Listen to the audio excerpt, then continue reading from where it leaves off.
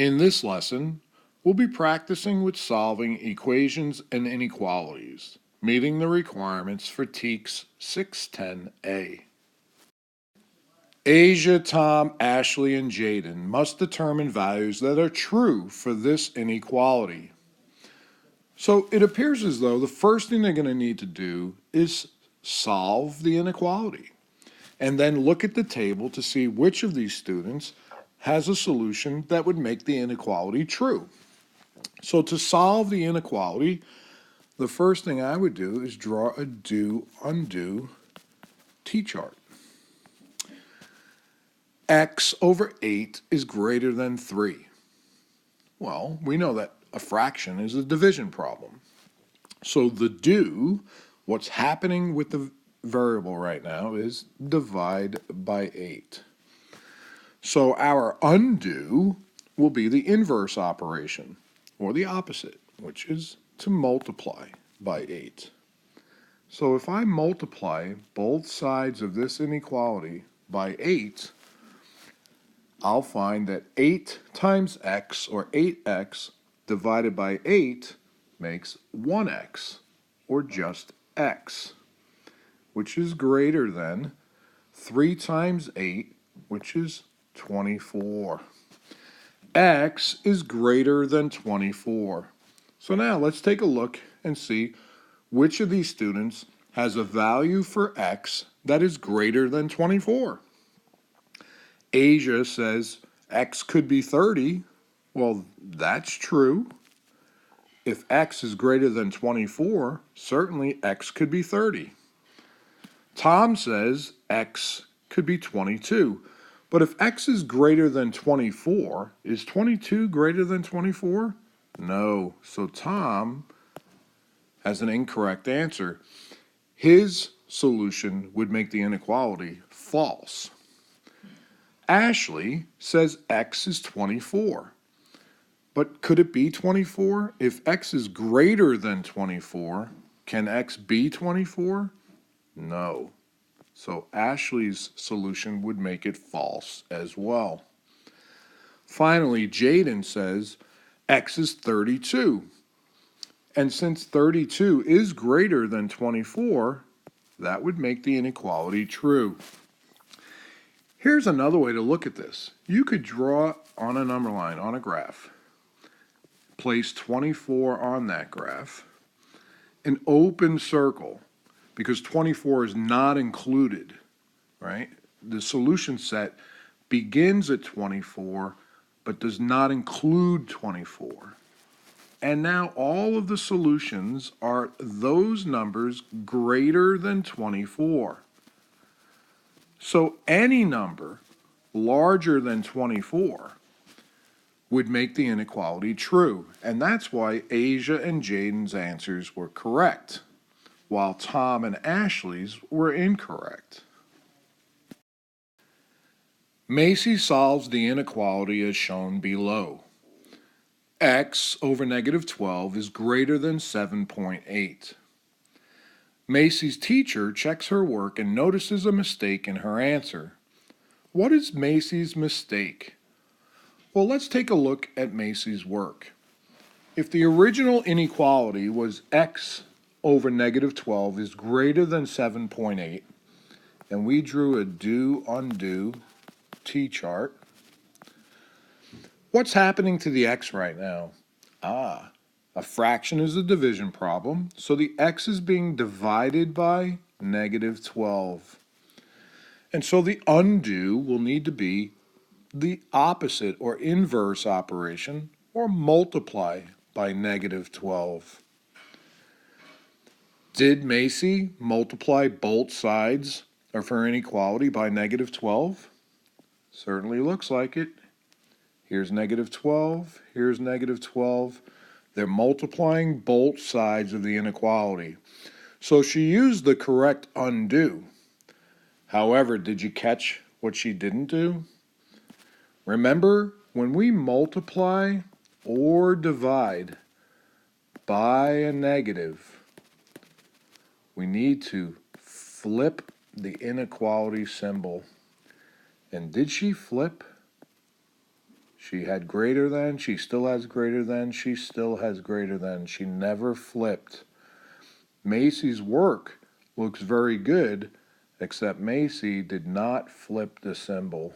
She should have ended up with a solution that said X is less than negative 93.6.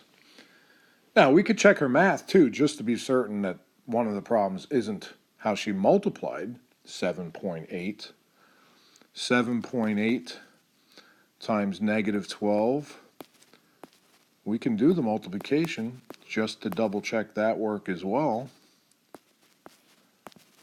But it looks to me, one decimal here, none here, so one in our product, 93.6. And since the 7.8 was positive and the 12 was negative, a positive and a negative make a negative, negative 93.6. So her math was correct. Her computation was done correctly. She simply didn't flip. So let's look at our answer choices. We've got A, Macy should add 12 to both sides. Well, no, because it was being divided, so the undo was multiplied, not add. Macy incorrectly multiplied 7.8 times negative 12. Well, we know that's not true because we just checked it. C, Macy's teacher could not read her work clearly, and her answer is actually correct. Well, that's not true. Macy's work was very neatly done. Finally, D, Macy did not change the direction of the inequality symbol after multiplying both sides of the inequality by a negative number. That's our answer. She simply forgot to flip when she saw she was multiplying by a negative. Which best represents the solution for the inequality shown below? Negative 100 is greater than negative 5y. So let's do a little do-undo. Do-undo. What's happening with our variable of y? It's being multiplied by negative 5. So the undo will be the inverse operation of divide by negative 5. Now, whenever we're multiplying or dividing by negatives, we need to remember to flip the symbol. So, we're going to take negative 100, sorry about that, negative 100 is greater than negative 5y. We're going to divide both sides by negative 5. What I want us to remember to do, though, is immediately flip the symbol so we don't forget while we're doing the math. Negative 5 divided by negative 5 is 1. So that leaves us with 1y, which is exactly what we want. 100 divided by 5 is 20.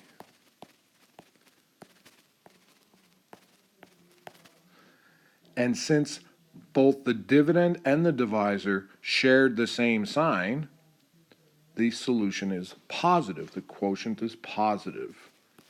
A negative divided by a negative makes a positive. So our solution to this inequality is 20 is less than y. Or I could read it the other direction, y is greater than 20. And let's see if our answer choice is up here in A, B, C, or D. 95 greater than y, well, that's not it. 20 is greater than y, that's not it. But that would have been the answer choice you would have chosen had you forgotten to flip the symbol. So be careful. 95 is less than y, well, that's not it. The answer is D. 20 is less than y.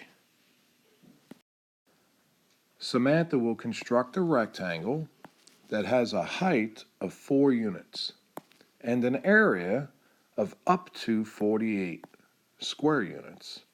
So the area could be 48, but it cannot be more, so it must be less than or equal to 48. Which inequality represents all the possible lengths in units of the bases? This is the base. What could the base be so that the area ends up being less than or equal to 48? Well, lots of possibilities, and that's why we have an inequality. So what we're saying here is, since base times height is what gives me the area, in this case, the base times the height must be less than or equal to 48. I know the base times 4, if the height is 4, must be less than or equal to 48. I do my do-undo to solve my inequality. What's happening with b? Well, it's being multiplied by 4. So the undo will be the inverse operation of divide by 4.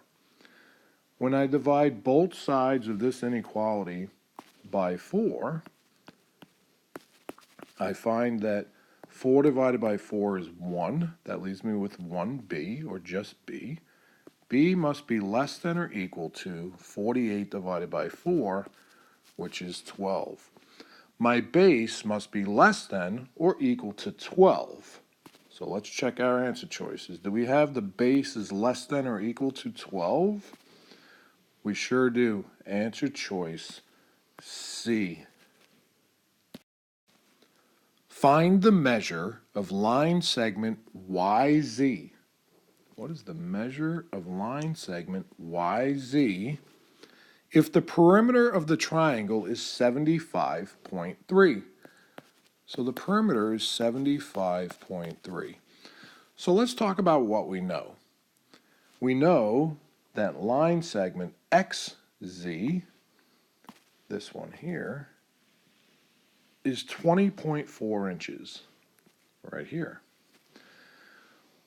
We should also recognize that line segment XY should be the same length, even though it's not marked. How do we know it should be the same length?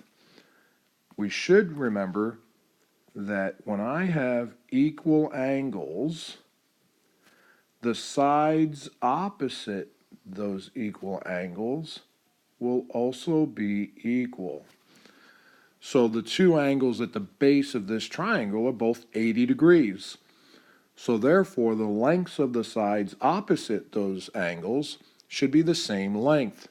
So if XZ is 20.4, then XY should also be 20.4. The perimeter is found by adding the lengths of all three sides. So if my perimeter is 75.3 and I subtract XZ, which is 20.4,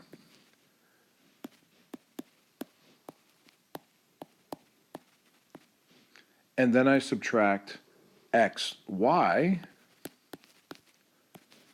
then my remainder should be the length of YZ. So line segment YZ